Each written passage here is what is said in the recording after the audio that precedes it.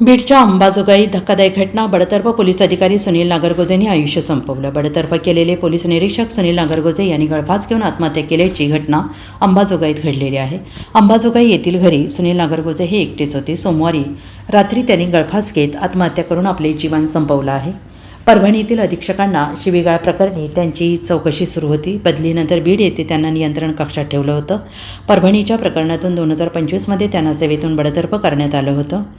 तेव्हापासून ते नैराश्यात होते. त्यानंतर बडतर्फ केलेले पोलीस निरीक्षक सुनील नागरगोजे यांनी टोकाचं पाऊल उचललं आहे. सुनील नागरगोजे यांचे मूळ गाव परळी तालुक्यातील नागदरा आहे. मात्र ते अनेक वर्षांपासून कुटुंबियांसह अंबाजोगाई येथे वास्तव्यास होते. पोलीस खात्यात काम करताना त्यांनी परभणी, लातूर आणि बीड या ठिकाणी सेवा बजावली होती.